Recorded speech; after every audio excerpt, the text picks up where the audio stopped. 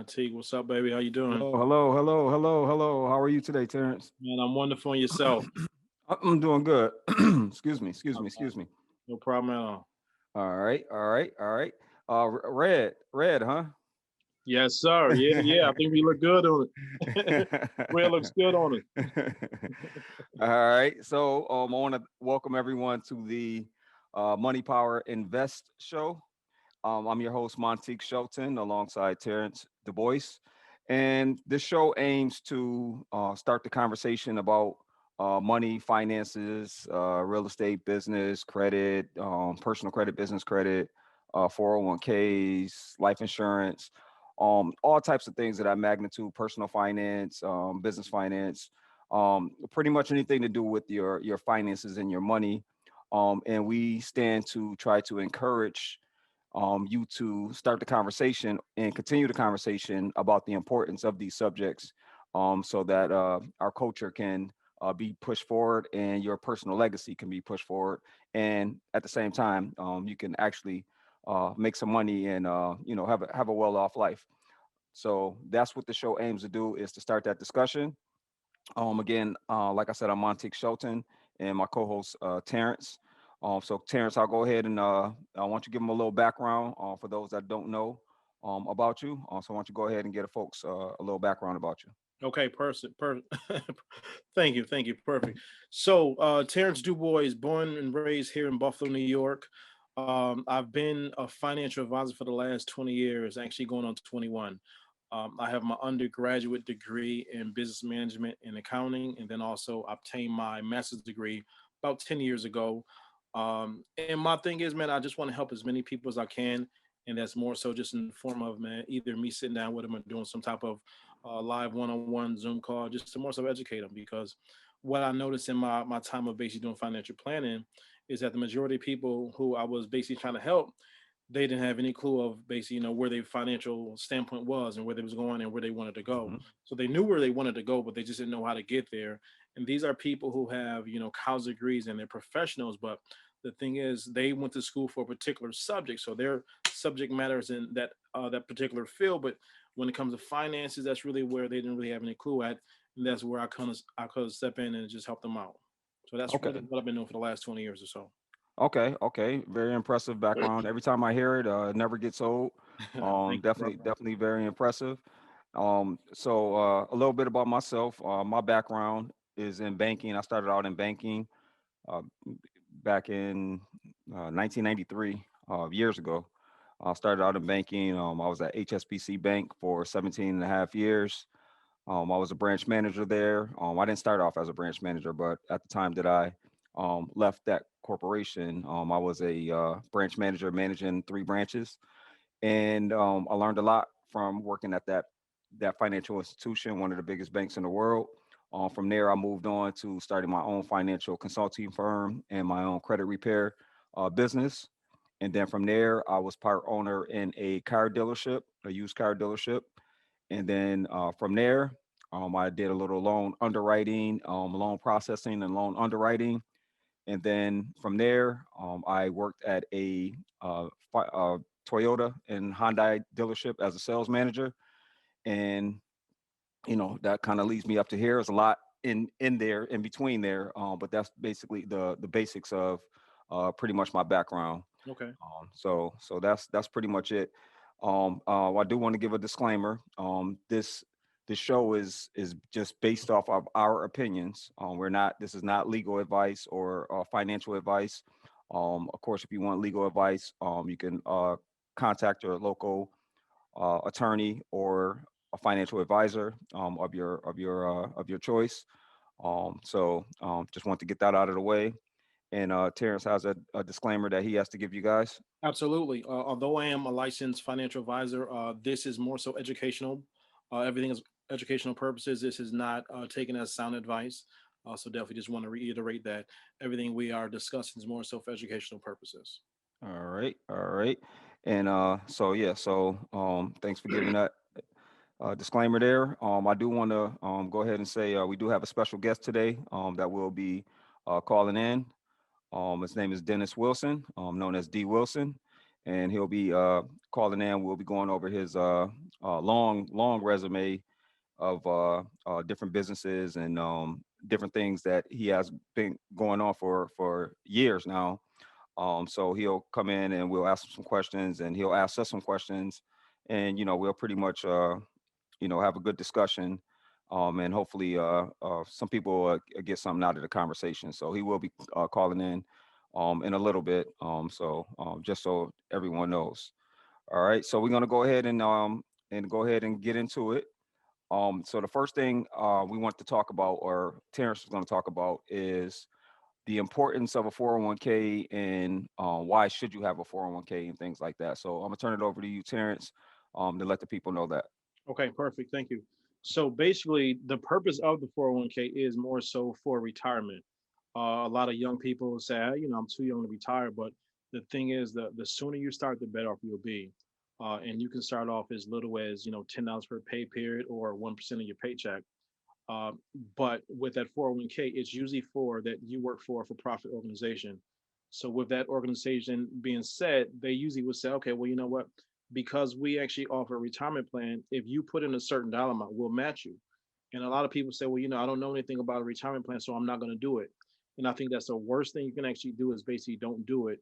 And if I'm not mistaken, I believe there is a law that basically just they force you to jump into the 401k plan and just put you into a money market account. Mhm. But that's not good enough. It's great that you actually have the 401k, but you need to be in the market in order to basically capitalize on, some of these gains, like double digit gains. I'm talking about like 15 or 20 or 30% rate of return. Mhm. But the thing is, and this is not a plug for me to conduct business, but if anyone needs help, is like I'm more than willing to help out. I'll give my personal contact information throughout the show.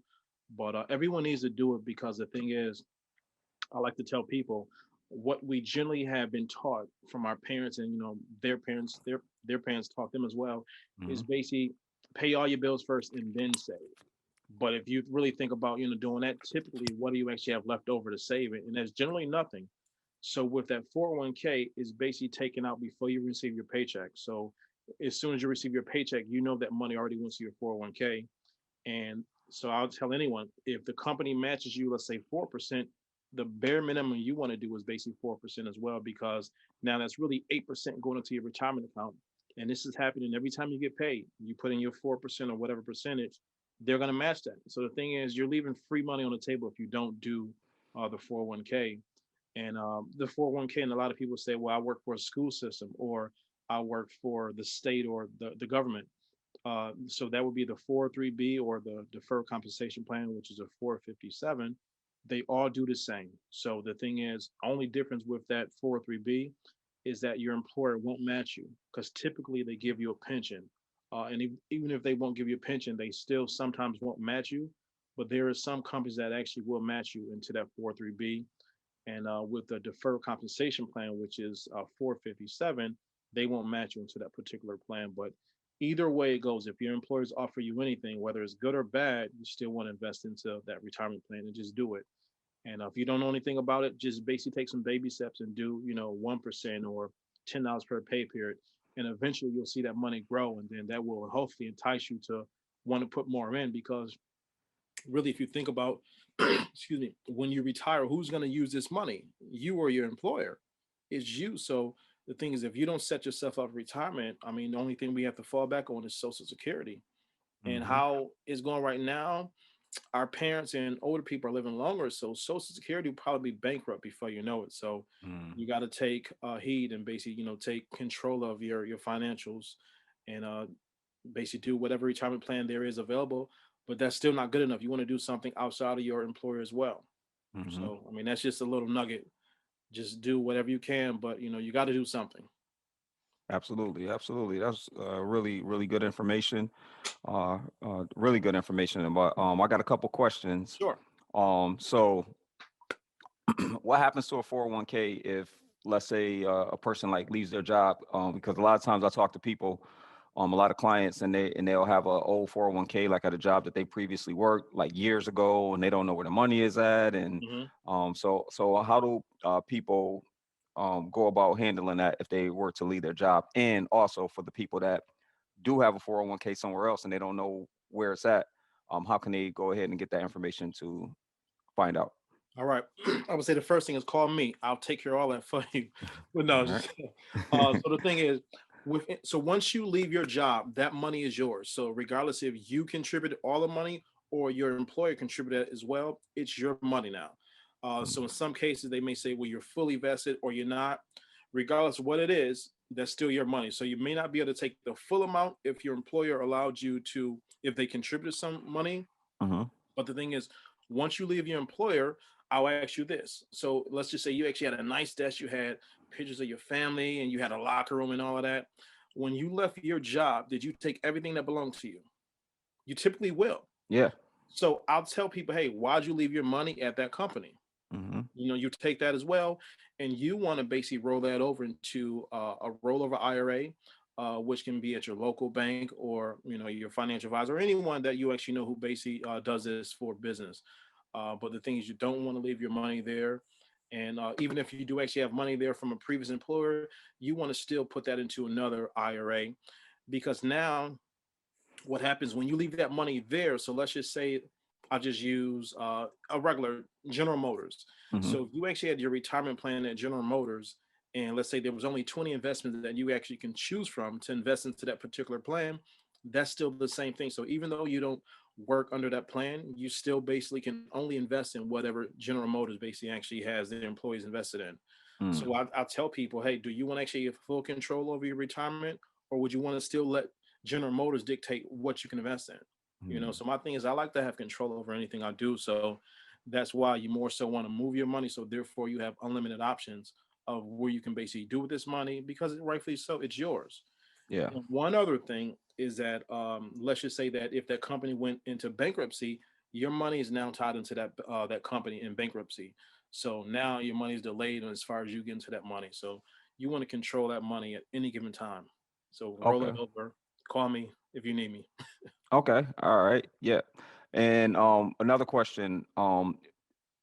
Uh, if something was to happen to a person, while they have a 401k, are they able to leave the money to someone, or how does that work? Absolutely. So anytime you open up a retirement account or a life insurance policy, you have to designate a beneficiary. It's basically just required by law. So once you do that, even like when you open up an account, they say, well, who is your primary beneficiary and who is your contingent beneficiary? So they're just saying, in the event if you're not able to use this money, basically who we're going to basically give this money to. And so everyone needs a beneficiary whenever you basically have any type of investments or life insurance policy. And what I've seen a lot in my years is that people, got divorced or so, or they remarried, or they're no longer with that particular person. You always want to basically do like a beneficiary audit, like every year, to see, hey, who's my beneficiary on this particular account? Who's my Mm. beneficiary on this account? Because the thing is, that's the last thing we're thinking about, like when we, have life changing events. So you always want to make sure that, hey, your beneficiary is up to date on all your investment accounts and life insurance policies. Okay. All right. So very, very, very good information. Very good information. Because a lot of people are, like intimidated by a 401k because they don't understand it.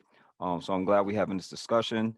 And if anyone needs further guidance or further advice, how can they reach out to you with questions on the 401k and things like that? Right now, you can more so reach me at all my social media handles. So on Facebook, my name is TL Dubois. Instagram, TL Dubois as well.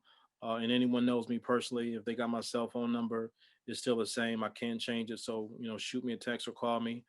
But yeah, it's like I'm around. So my thing is, and the funny thing is, like, I'm not even going to charge you to basically give you, any advice. Like, I just really want to help you and give my knowledge to you. So take advantage of me. So either way, get in contact with me.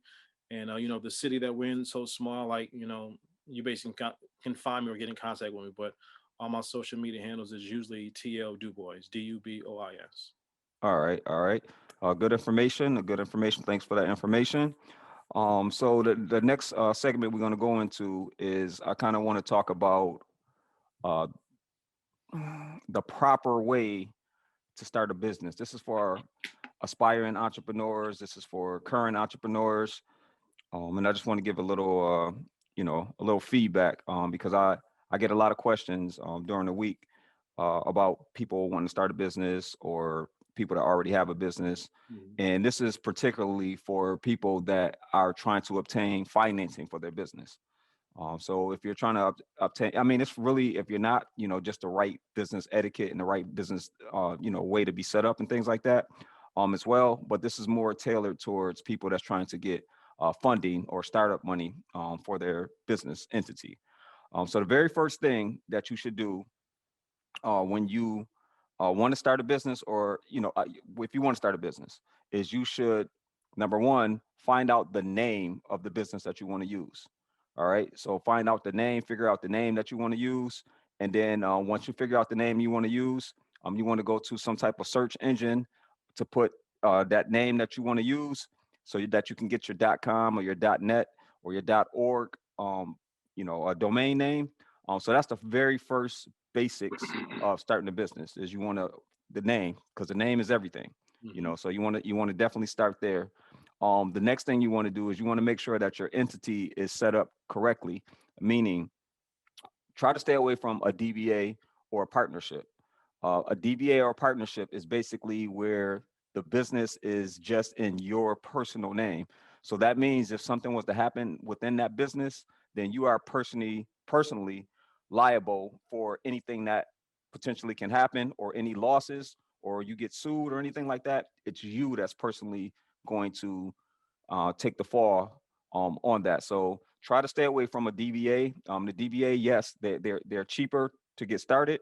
Um, because in most cases, in most states, you can start a DBA and be in business for $35, $40. Mhm. But in business, you don't want to cut corners, and you don't want to be cheap. Right. So the DBA is definitely something that I would. Again, this is not legal advice. This is just my opinion, based on all of the years of me having multiple businesses, and me being a business manager and being a business consultant and helping other businesses launch, and other businesses that's existing already be successful. So it's not legal advice. All Mhm. right. So what type of entity do you want to have? Typically, LLC is the entity that you want to try to obtain in your state.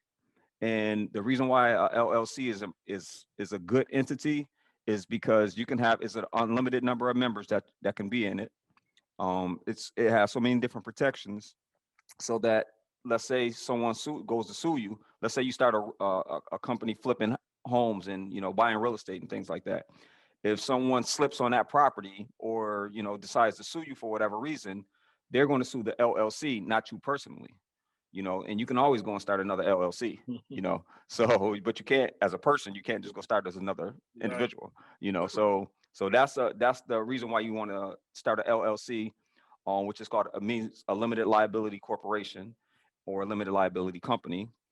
Either one, both of those are pretty much the same. So you want to go ahead and definitely file and get that from your state, and whatever state you reside in. You want to go right there and to the Division of Corporations, and you want to get you a LLC. Now the prices are completely different in different states. We're here in New York State, so in New York State, a LLC will cost you $200 for the filing fee alone, and then you also will have to pay, if you want to get it like expedited, it's another $25. So if you want your LLC to be live, within 24 to 48 hours, you could go ahead and do that for the extra $25. So that's $225, and you're pretty much in business.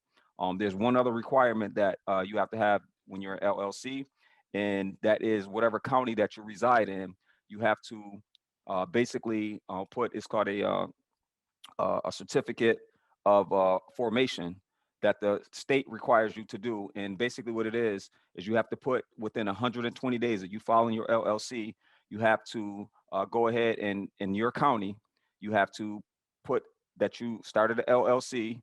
And these newspapers will know when you go to them. You have to put it in a weekly newspaper, and then you have to put it in a daily newspaper. So those costs can vary. So there's no specific cost, but they vary. But you have to do that within 120 days, or you're not compliant with your LLC. So you can go ahead and start the LLC and be in business. But when you run into going to try to go get funding or something like that, they're going to see that you're not in compliance if you didn't do that 120-day Mhm. rule of that certificate of formation. And then again, the newspaper will send all that stuff to the state. You just have to go pay for it and to file it.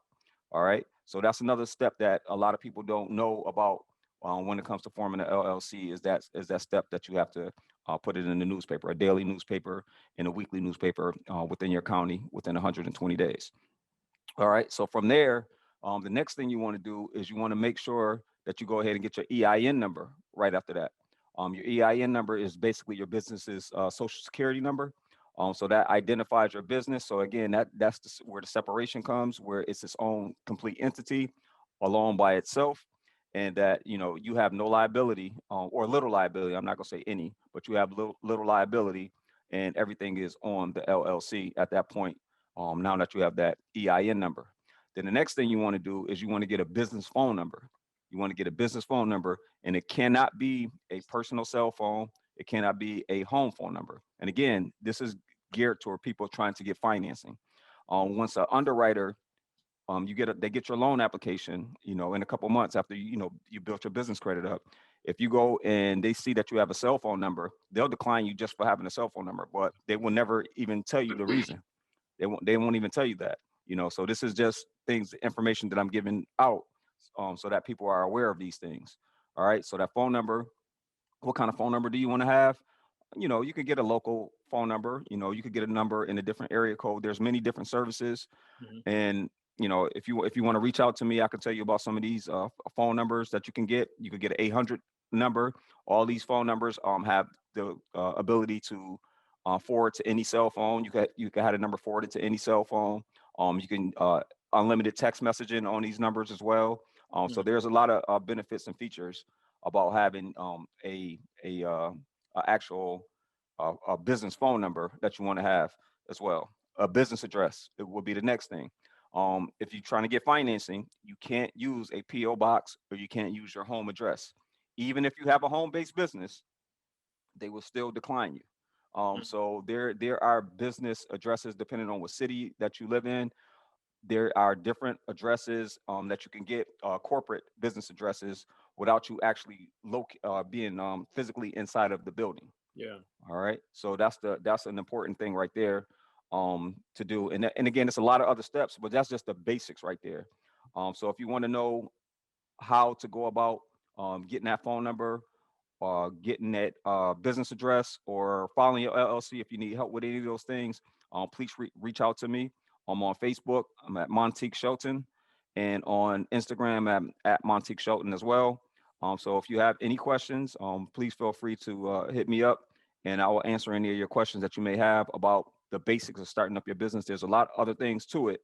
And again, these are for my entrepreneurs that want to start a business, and this is for people that want to obtain financing for their business Okay. specifically. Yeah. So And I got a few questions too. So I know when I first started, it's like I didn't know anything about these businesses and stuff, but I was heavy on like deduction. So like someone starting their LLC or whatever entity they're starting, uh, is like the filing fee and everything else. Is that based like their first deduction for their business?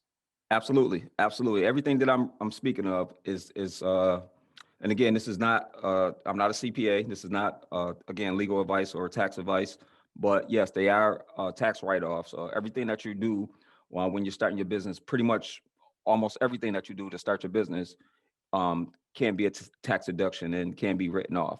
But you want to reach out to your local or a CPA or an accountant to about that information. Okay, cool, cool. And now what about the name? I mean, should people be careful of the name they select? So when they do go for funded, it more so won't be like red flags. If you know anything about that. Yeah. Like for me, for example, I have a credit repair business, and when I went to go obtain funding one time, I had problems with credit being in the name. The name of my business is Alchemy Credit Management. So it depends on what lender you go to. Um, it just is really at their discretion. Hmm. So, because credit repair is considered high risk, it's a high risk industry because there's a lot of money to be made in it. And it's a lot of people that do mischievous things and Hmm. underhanded things in that business. So it's a lot of liability. So it's considered a high risk business. So sometimes when an underwriter sees just a name, when that name comes up there and your file comes up or for underwriter to take a look at, he's judging you right from there. With Wow. most financial institutions. Okay. So it is. And again, I've had my name for years. And I really didn't need to obtain financing per se, but there was a time when I did need to go apply for financing so that I can expand my business. Hmm. So yeah, that was a little issue. Okay. Okay. All right. With the name. So you want to be really careful with things like that. And again, if you have any questions about anything like the name or anything pertaining to starting a business, we want to go ahead and just like I said, reach out to me, Montique Shelton on Facebook or Montique Shelton on Instagram, and I definitely will definitely help you out and guide you in the right direction. Okay. Perfect. So Perfect. And we one do other have our. question. Oh, I'm sorry. Go ahead. I'm No, sorry. no, no. You Go had ahead. a Go ahead. I'm question? sorry. I'm sorry. Oh, I thought you had another question. I'm sorry. No, I'm no, I sorry. do. I do. But I thought you were about to Okay, go say ahead. something. Yeah, yeah. So okay, so basically everyone they got the LLC, they got the EIN. hmm So how soon can someone apply for funding once they have all their ducks in a row? Well, funding is a. We're probably going to do a show on business funding. Okay. Maybe our next show we'll do. This is Okay. episode 2. So we'll probably do funding. Like I'll go a little more in depth. All right. But today we have a guest Cool. that'll be coming in any minute now. Hmm. So I will definitely go in depth. So definitely make sure you guys tune in, and I definitely will give you that information for the people because All it's right. kind of a lot of information to try to spew out all at one time. Hmm. So really need some dedicated time to talk about that, but we'll make sure that we definitely hit on that. But if any of you guys have any particular questions, again, about starting your business, getting things in order for your business, you need someone to be an accountability partner. Just reach out to me, and I'll definitely be able to help you guys out. Yes. So we got about 3 minutes before our guest calls in, Mr. Dennis Wilson. So I, excuse me, I did want to touch on your financial flashcards that you Oh just yeah, seen. I yeah. want to congratulate you on that. That's great, man. I got Thank you, mine. man. I don't have them right here, but of course I You ain't have got mine. yours, then, man. You ain't got them No. if you can't show 'em. So can you give in maybe a minute, 60 seconds, what is the flashcards and why do people need them? Okay, so check it out. So these are the cars that basically I created. So this was like a 4-year plan that I had thought of. But my thing is just to sum it up. They're financial literacy flashcards. On the first card is basically a word. On the back of it is a definition. So my thing is, I was just thinking, how can I basically transfer my knowledge to my children as quick as possible? But the thing is, these are more so like keepsakes. So the thing is, I go over these cards with my children like every day. So I use one card for the week, and basically I go over the card every day. So basically by the end of the week, they should know that particular card. But also created these because I noticed that they wasn't teaching financial literacy in schools, and Mm-hmm. I'm talking about from the lower level to the higher levels. Like I had my MBA, and they didn't even teach me anything about financial literacy in school. So I just said, you know what, I got this experience, I got the knowledge. Let me put into a hard copy format. So I basically created flashcards. So this is actually my daughter on here, but and she was 3 years old at the time, so now she's 6. Mm. But these are basically for all ages. So I would encourage everyone to grab a pack of these cards. And the thing is, they're for all ages. So I would say basically let the adult learn it first, and now basically you can basically go over it with your children as well. And if this is an interest of yours, you can pick up the cards at tldflashcards.com, and it's all one word, tldflashcards.com. All right, sweet. And they are definitely a great idea, a Thank much needed, very much needed in our culture. you. Absolutely. Definitely. Just I'll just think like guys like me or you, just imagine how much further we will be in life if we had that head start of Yes. financial flashcards and knowing what financial literacy was when we were preteens and what age can people get this while our guest Um, is probably about to chime in. I would say, well, I use my daughter as an example. She's 6 right now. So the thing is, she didn't really know some of these words initially. So my thing is, I'm going over them first. So now, hey, just repeat what I'm saying. So eventually you'll know this stuff. So I would say age 6 and up. But Okay. adults can learn it as well. I had some adults say, I didn't know half the stuff that was in here. So don't let the pretty girl fool you on the deck of the cards. I mean, on All the front. right. All right. Okay. Thanks for that information. We appreciate you creating that product, and our guest is in the waiting room. So I want to go ahead and bring him on. Okay. Mr. Dennis Wilson, can you hear us? Sure. All right, I can hear you. I can see you. The background is looking good, my brother. Thank you, man. Thank you. Yeah. All right, all right. Without further ado, I want to go ahead and introduce our guest here, and our guest is Mr. Dennis Wilson, an entrepreneur, a educator, a stand-up dude. He Hmm. does what he's one of the rare people in business that actually do what they say they're going to do. Hmm. I want to go ahead and give a little bit of his background and the things that he's doing entrepreneurial. Very impressive. Owner of a magazine, owner of a graphic design company, event promoter, owner of a restaurant, owner of a clothing line. And did I miss anything there? No, that sounds about right. All And right. teacher, So, teacher. yeah, that is very, very, very impressive, man. That is very impressive. Even though we know each other personally, every time I still hear it or see it, it's still like amazing, man. So I want to go ahead and give you kudos and give you your flowers Salute. while Salute. you're alive, man. And Thank you. because a lot of times people don't get appreciated for the contributions that they make to our community and to our culture. And you're actually a living legend, I want to say. You're definitely a living legend. And we definitely want to make sure that you get your flowers and make sure that you're acknowledged for your great work, man. So thank you. Thank you. We Appreciate it. appreciate that. Appreciate So my first question, man, is how do you have the time? Because I'm a serial entrepreneur like yourself, it. and sometimes I go crazy, and I got a lot of stuff going on. But how do you manage all of these different businesses? Um, well, they all flow together, honestly. And one of the issues you probably all came up with is when you're doing multiple things, you can't concentrate. So some things I had to give up, and it's kind of learn a lesson to figure out what works, what doesn't work. Some things you got to pull back on. But pretty much everything I do now, they all in some type of synergy together. So it's not like it's not like it's stressful because they all kind of go together and you do them at the same time and simultaneously for the most part. Each opportunity or each um, business supports each other and they kind of push each other. With the restaurant kind of being like the hub, at the restaurant people come and you get a chance to see different people, have different conversations, and you just never know what might come out of it. But a lot of times what comes out of it too is it enhances your other businesses and other things that you are attached to. Hmm. All right, Terrence. Yeah. So my thing is, we basically know each other personally, but also we're family too. Mhm. So my thing is, we met basically when you was teaching, I believe at Graviar.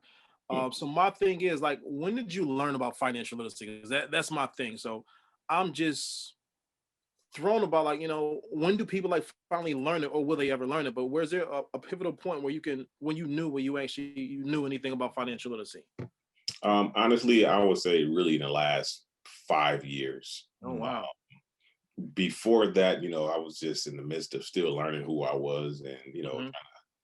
understand adulthood and being a parent and navigating the party promotions and entertainment and everything that goes along with it. So um, I figured the last 5 years or so, I got a chance to get a better picture of my outlook. I mean, I Okay. feel like I had a better look at my end goal. I think a lot of times with the financial thing, um, people need to see what the end looks like or some type of goal they have. And I'll say a big goal. Like, so for me now, my big goal is retirement, to retire. And when I retire, that I can really just enjoy myself.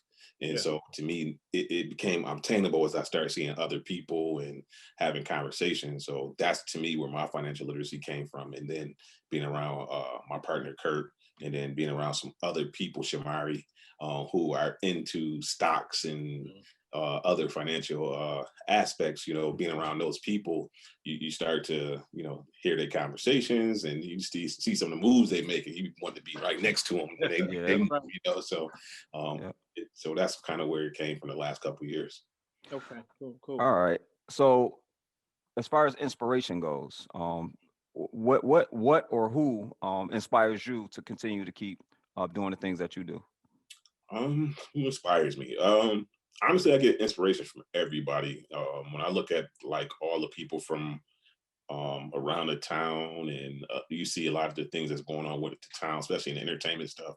To me, when you see other people doing good, it just makes you want to kind of hold your end up. Like, you know what I mean? Like, I watch the movie Conflicted with Deuce King, AK Reed, and all the boys, and Mhm. I'm watching the movie, and we sitting there like trying to predict what's going to happen next. I'm like, damn, this was a good movie, and these are Yeah. my friends, my Mhm. personal friends, but this is a Mhm. national movie. And so Mhm. when after I finished watching the movie, I'm like, man, all right, I got to hold my end up, man. So when the next time I have an event, man, I got to make sure this event is, super tight. So it's like, Yeah. it's a competition, but it's not a competition. Yeah. It's just like, man, everybody's sharper than everybody else. And now boys are playing on the national level. So it's like, we want to step it up and make sure we hold our end. So when they say, yo, that's my boy, Mhm. they're referring to you and so on and so forth. So, you just want to hold your end up. Yeah. Absolutely. Now, is there what about books? I mean, are you reading any books to more so keep you aware of the financial information, or mentors, or like, besides, I know you mentioned Shamari and Kurt though, but is there any books or mentors that, you can basically help Now, other viewers, check out? honestly, I'm not a reader. Okay. Mm. So, which is, some people gotta think, you're a teacher or whatever. Like, I'm a graphic designer. Oh, I used to be a history teacher, but I still wasn't a reader. Like, you know what I mean? Mm. I'm more of a hands-on person. I'm a creative. So now my wife is into the financial literacy stuff. So like now I just ask her, you know what I mean? Yeah. So she's really into it. And we're different thinkers. So like it makes our household better. Mhm. It's because we see things totally different. And so now how I see something from a creative standpoint, she sees something from a literal standpoint. And then she's great with her research. So it's like now, just having those conversations daily, that's probably where I get, the inspiration, or just, you marry a great partner, as Yeah. you Oh. would know, Yeah. and then they make you so much better and so much sharper. So Hmm. Cool. Absolutely. Cool. Um. So out of all of the things that you do, mhm. what would you say is your biggest success out of all of the things that you do? The biggest success is probably the events. The two major events, Miami Nights and Miami Nights All White Affair every summer, and the presidential All Black Affair every fall or every November for my birthday. Those probably, they both in their 11th year. Um, we seen them grow from, a little small banquet hall to now we, filling up. We ain't gonna say arenas, but we filling Yeah. up some nice big places right now. So just the success of those, and just to see how they grew, they're still growing. How they're growing, not just in the city, but regionally. You Yeah. bring Toronto, you bring Rochester, you got some Detroit people, Cleveland, and then, Charlotte's and DC's and stuff like that come up. So those things, that's probably when I look at, from a, you know, just, something that's like my baby. So, what I mean, obviously the Oak Room has become very successful, even though, we still in the pandemic stuff, but Hmm. just to see that transition over 9 years, going on 10 years, that was tremendous. So, and even teaching, I honestly like the parties is I love doing that. I love the organization of it, love the marketing. But the good thing I would like to say is, like, most of the stuff that I've been involved in, it just continues to get better, over time. Mhm. Just a natural maturation and Mm. growing each year. Cool, cool. Absolutely. So you mentioned the pandemic. So my thing is like, well, how has, or to honestly, has COVID affected you, or did it make you, fall back and just think, well, how can I scale everything to a bigger level? Because like you came out with the magazine and then the clothes, and so just like you're always thinking ahead of people here in the low. Um, So it kind of, I don't know, man. First it was just a break. mm, Like, you get a break for after a while. You so used to just going, going, going, and things was going. You got a chance to sit back and kind of, and then it shut down everything. So everything was on break, and then you started to get itchy and antsy to get back to work or get back to doing something. And so that's where the clothing line came from. The clothing line was really just supposed to be some t-shirts for the oh event. wow. It was supposed to be, just start selling merchandise at the events because that's a natural, trying to create more revenue streams for the events, and we couldn't do events, so we started doing some clothing, and it started doing better and better, and then you just seen you to me, I seen a vision for it. I seen with what I'm living be with Gwaji and all those, and those Yeah, are man, I got my joint on now. okay. Yep. So you see what they did, and they basically created the blueprint for everybody, you know what I mean? And so you see those successes, and they're my friends, you know what I mean? I just talked to Eric Ross 2 days ago, and we had a good conversation, and I was learning something. He was teaching me. So it's like, when you around those people, you just get inspired. So now I'm just like itching to get back to the events, and get back to like everybody else, back to our lives, man. Yeah. Yeah. Mhm. As far as the events, for people that don't know, like you said, you've been doing it for 11 years. I didn't realize it's been that long, and I just did a little calculation. Like, yeah, it was around 2009 ish. 2000, I 10. started before, actually. I started, my first event was in 1999. It was a high school party, which was crazy. I think I remember the day because we made $78. Wow. And we At had least you made a profit. At least you made a profit. I think no, we made $78 per piece. And so, but officially when I started becoming, I guess you want to call it the guy or whatever, it was probably 2009 when I had my biggest year. Yeah.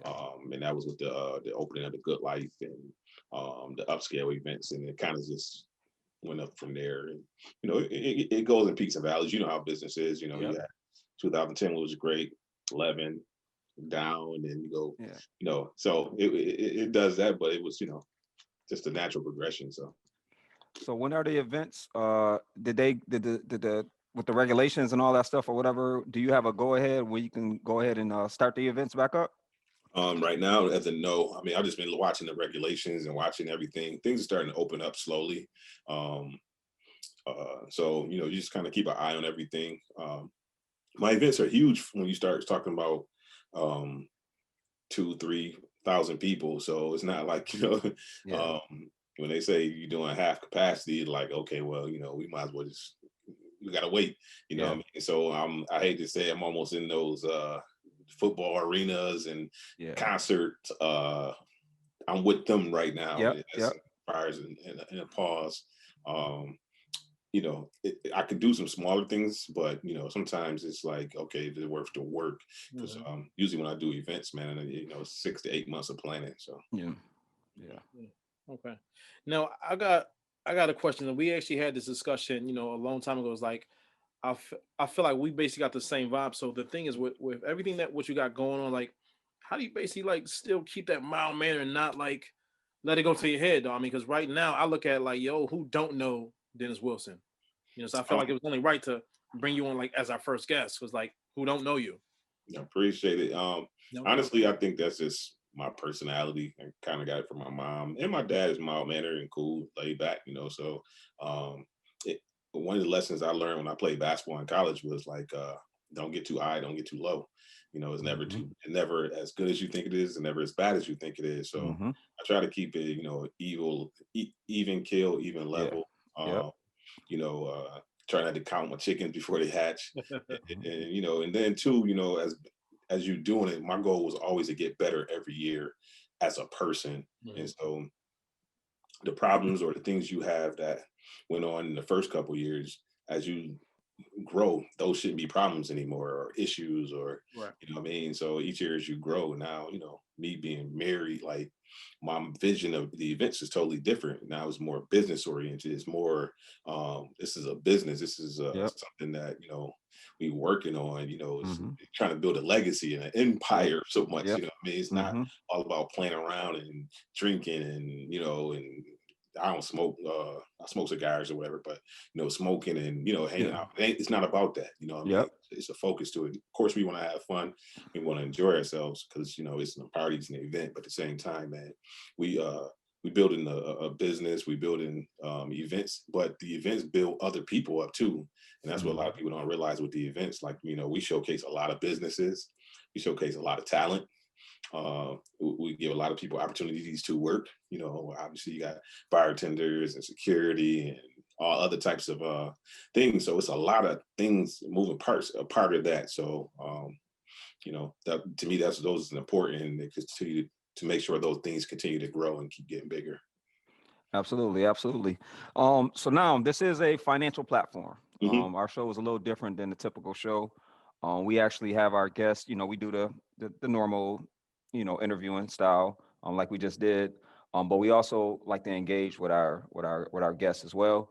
Hmm. So were there any specific questions that you may have had for me or Terrence, or any financial question in general, that you may have wanted to know about or anything like that? I guess the thing that we've been doing now, especially in my household, just talking about the stock market, and Hmm. um, just learning new ways to um, I ain't gonna say just learning how things operate far as the market, and different ways to buy things. So I guess my question would be for both of you is, you know, I, yeah, both financial gurus, but what everybody has to have their strategy. So I would say, what is your strategy when you approach the market or approach financial management? Terrence, I'll let you go with that first. I first of all is like this is what I do, and it's what I teach anyone, for starters as beginners to invest. Is like I say, what, look at the things that you consume on a day-to-day basis. So let's say I have an iPhone. So the thing is, hey, Apple stock is traded personally. I mean, traded on a New York Stock Exchange. So basically, hey, gather enough money to basically purchase one share. If you can't afford to basically buy one share, basically look to see which particular mutual fund that particular stock is in, and therefore buy mutual funds. So I'll tell anyone, is like, what, I can personally, invest into the market because sometimes I have more money to lose than others. But the thing is, if people don't really have a lot of money to lose, I say stick with mutual funds. Because the thing is, if you put all your money into the Apple stock and it tanks, you lost all your money. Mhm. But if you basically diversify and look to a mutual fund, that mutual fund, well, Apple may be only represents, let's say, a tenth of uh, some of that mutual fund. So the thing is, if Apple does bad, your portfolio is not really heavily hit because it was only a tenth of the weighted total in that particular mutual fund. So I would tell anyone to stick to mutual funds or ETFs until you can basically afford to take a loss, and that's when you want to go directly into the market and buy that particular stock, if that makes sense. Well, for myself, ETFs is definitely one of the things that I really like, outside of individual stocks. Just like Terrence said, when you look at stocks, the strategy that I use for stocks, first off, I like to figure out the platform. Like you got your Robinhood, you got your E Trades, you got all these different platforms. So I particularly like Robinhood and E Trade, those platforms. But when you picking a stock, and when you getting introduced to the stock market, I tell everyone to just look at the normal things that you do every day. Like, what's the clothes that you wear? What's the products that you buy at the grocery store? What are the foods that you consume? Like, what are the shows that you watch on TV? And you want to start to what do you drink? Like, if you drink, or whatever, because every single thing that you do in your life is traded on the stock market. Correct. So I'll tell people to start with that first, is to write a list of at least 10 companies that you personally use and that you actually like. And then from there, I encourage people to go ahead and just watch the stock. Watch the stock for 30 days. Don't invest a dime until you watch the stock for 30 days. Watch it for 30 days, and that's how you get used to the market. That's how you get used to the market. So then once you do things like that, another avenue that I like is what Terrence said, exchange traded funds. What they are groups of stocks. They're just like mutual funds, but they're like groups of stock. Like, you can buy a ETF. That's like, for example, it might have Apple in it. It might have Tesla in it. It might have Facebook in it. It have all of these. It might have like 100 stocks in there. Like most ETFs have 100 stocks, and you can actually buy that stock. And it's, again, it's basically like you're cheating almost. So Mhm. you're getting the top stocks, and you're trading with them. So whatever they do, you're benefiting from it. Right. So that's what I like to do, as far as the stock market goes. But as far as business go, a lot of opportunities that come to me are business related things. Like, people come to me every day, and I'm quite sure both of you guys get this as well. Oh man, let's start this, or oh, I need some startup money. I got this idea. I got this, that, another. So the thing that I do when I'm analyzing the business is risk management. I want to look at, just like how the stock market is. I want to look at what's the risk. What's the risk? What can go wrong? Even though I'm a free thinker, and I'm a risk taker, but I'm also kind of moderate at the same time, because I want to know what the risks are. I want to do like strategic thinking type. Like that's the way that my mind works, right? And then the next thing that I do when I look at a business opportunity is how passionate I am about it. So even though something that can make you money, it's tons of ways that you can make money, but there's not many ways things that you're passionate about doing.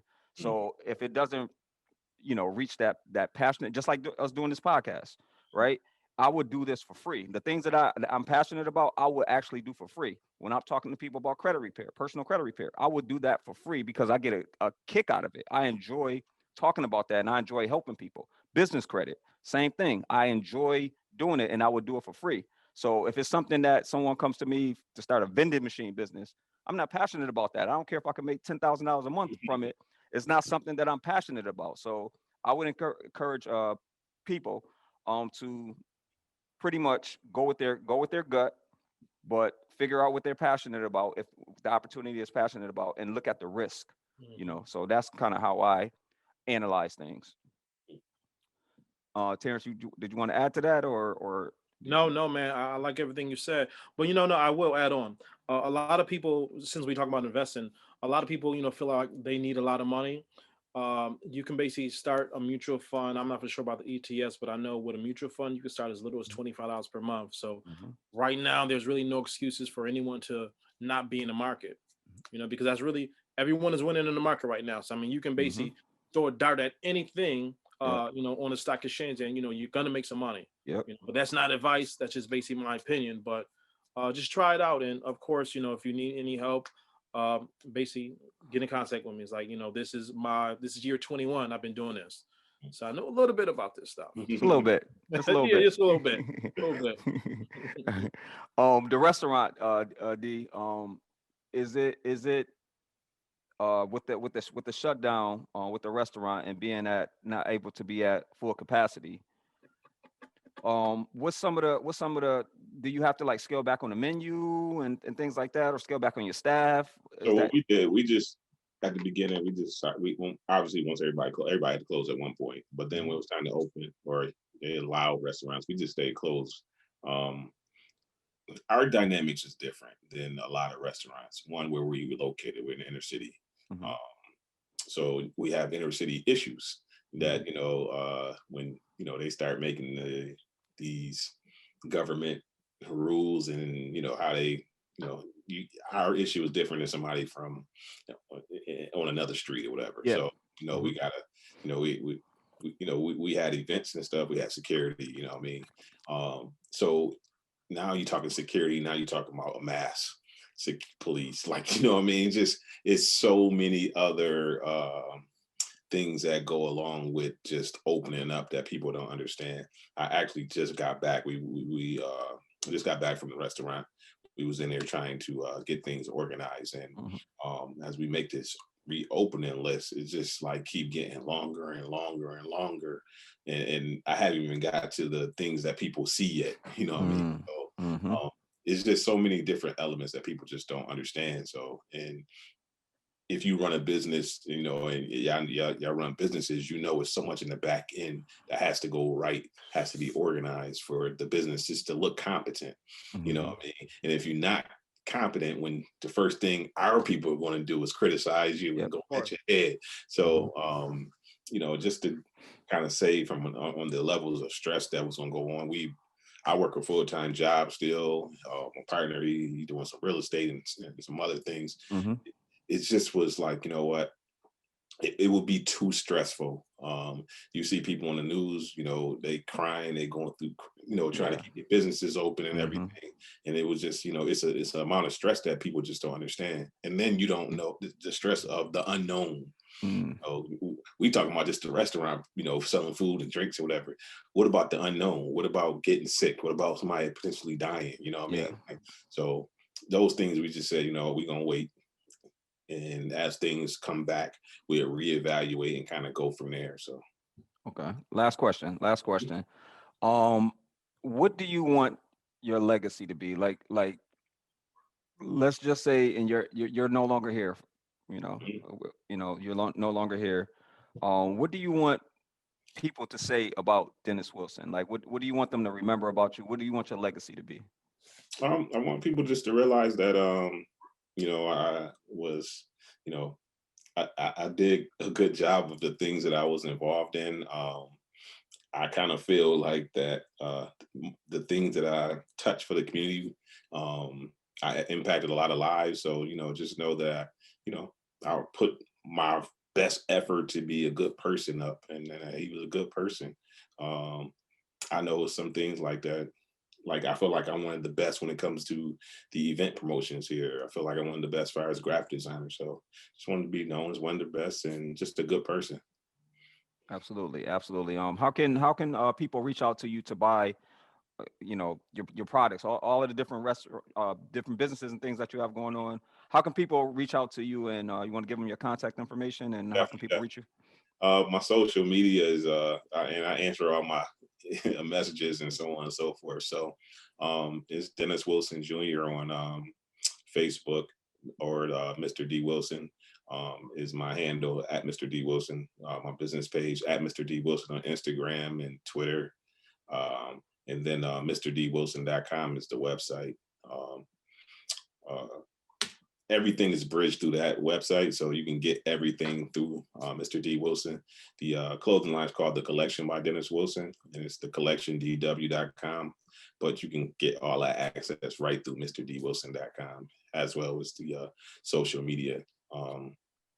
Everything is linked up together. So, All right, all right. Well, we want to definitely thank you. Wait. For. Take Okay, I gotta ask one question, man. Like okay.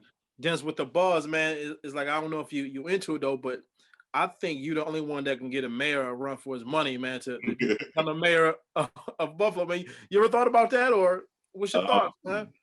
well, considering the mayor is one of my friends, man. So, Yeah, it's just throwing it out there as a question. um, honestly, people have mentioned it to me. But I feel like, when I retire from teaching, maybe it's an option. I don't know. What I mean, probably in the last year or two, I really started watching politics a lot closer. Mhm. And then during the pandemic, I've been watching the news a lot. And, I find myself more frustrated with everything than, Right. so I don't know if I could do that consistently. And then I watch, what's going on with Cuomo, good or bad. Like, Yeah, Right. yeah. when somebody don't like you, they throw the Yeah. personal attacks, and then Yeah. all these, like, to me, I don't know, that it bothers me that people hate you for you doing your job, whether you do it or good or not. What I mean? Yeah. If you do a bad job, you do a bad job. But it's just people hate you for no reason. And Yep. I just, Yes. what I mean? I get it with, in events, like, my events is successful. Some people who don't like that, and I get it. Yeah. Yeah. But at the same time, like, they ain't put me on TV, they ain't doing all this extra stuff. Yeah. So that part of the game, man, I don't know if I'm Right. built for it, man. I just like the peace, and I like me and my wife join our trips and mind our damn business. Well, if you ever run for president, you definitely got, me and Terrence got some money for you behind you to help with Appreciate your it. campaign and all that, man. So we definitely wow, that I didn't even hear that, Terrence. Like, that was the first time. This is the first time me hearing that one or whatever. But But no, I'm just saying he got the buzz, man. So like, yeah. I it feel is what like it is. too. I also feel like, though, like, in our community, I am respected, I'm known, but I don't feel like I'm like that in other communities. So to me, those things, if that was a possibility, I would have to become the same person in other communities. Yeah. Right now, when you say Dennis Wilson in another community, they don't know who Yeah. I am. They just think I'm one of the promoters or whatever. You know what I Mhm. mean? Like, and part of it, they don't care. You know what I mean? Yeah. So, and honestly, through events, I'm working on that, through the magazine, through the Okra, I'm working on that just because I feel like that's part of the whole race thing that goes on in our society, where Mhm. Yeah. unless you, and if you're doing bad, they know you. If you're doing good, they don't pay you no attention. So Correct. Yeah. Yeah. uh, we do that in school too. Like, we know the bad kids first. Yeah. So trying to flip that, man, where, I shouldn't have to be shot or shoot somebody for you to know me. Right. Yeah, yeah. And what's funny, D? That's the reason why we started this show, is so that, because if you think about it, there's really not any platforms to showcase what people are doing. Like it's a lot of successful people in our town, and like you said, we're known for the music now, Mhm. because of what Griselda is doing, but as entrepreneurial things, business owners, just financial guys, it's kind of like, and that's probably the most important aspects of your life is your finances. So that's one of the reasons why we decided to start this show, is to showcase individuals like yourself, and what they have going on, and also to start these discussions about finances and things like that. And you're right about the hate. The people are going to hate, but once we start to make it cool to talk about this stuff, to talk about Mhm. business and finances and things like that, and get rid of all of those old cliches about, you don't supposed to talk about this stuff, and once we get rid of that, our community and our culture would be in such a further place than where it is now. And that's the main reason why I just started to go ahead and push the button and say, you know what, I'm gonna go ahead and do this. I don't care if we got one viewer or 100,000 viewers, but we're going to start the conversation. Correct. So That's dope. on that note, I want to go ahead and thank you, man. We appreciate you. Again, Appreciate we want to let you know that we appreciate you, and we are very thankful for all the contributions that you've made to our city and to our culture. And I wanted to say, just keep doing what you do. If you ever need help with anything, I know you got a lot of things under control, but if you ever need help with it. anything, or if you have any questions financial related, just hit me and tee up. And we're actually gonna try to start a forum where we can meet Okay. like-minded people, and maybe have like every once a month, have a big Zoom call with Mhm. all our community people that's into entrepreneurial things, and trying to be successful. Dope. So I definitely will reach out to you to talk to you further more about that. But thank you, man. We appreciate it, man. To keep up the good work, Yes, and sir. we really appreciate you, brother. Thank you, man. Appreciate it, man. All Sure. right, man. Salute, man. All Thank right. you, man. Thank Yes, you. sir. And that was good right there, man. That was good. Well Great, needed. great individual, man. Mm-hmm. Great individual, man. So Well needed. yeah, so definitely needed. But we wanted to go ahead and thank everyone. Terrence, did you have any final words that you wanted to give to the people? No, you know what? I would basically just, man, plug in the cards. The thing is, grab your financial literacy cards. They're for all ages. The thing is, anyone who basically looks to purchase the financial literacy cards, what I'll do is more so do a 30-minute Zoom call with you, where I'm going to give you a free financial needs analysis that'll more so show you where you at right now, and basically, depending on your questions and your answers, I'll basically show you, hey, what you need to do to basically gain financial freedom, whether it's life insurance or whether it's retirement, whatever the case may be. I'm here to help out. But the cards, you can obtain the cards on the website tldflashcards.com. But other than that, man, I just want to thank everyone for tuning in and checking us out. Absolutely, absolutely. And again, I want to thank everyone for definitely tuning in. Episode 2. And we're going to go ahead and continue to give out this information. If anyone wants to reach out to me personally, Montique Shelton on Facebook, Montique Shelton on Instagram, feel free to go ahead and send me a message. I definitely will respond to you within 24 hours. So I do respond. So I'm not like one of those people that have a bunch of people inboxing me and asking me questions and things like that, and I'm not addressing them. If you have any specific questions about business or business credit, how to build your business credit, how to get your business started, your personal credit, things of that nature, if you're an existing business or you want to start a business, I definitely can help you out with those things as well. So definitely reach out to us. And again, thank you for everyone tuning in to the Money, Power, and Invest show. We really appreciate you guys, and we'll see you next week. Peace.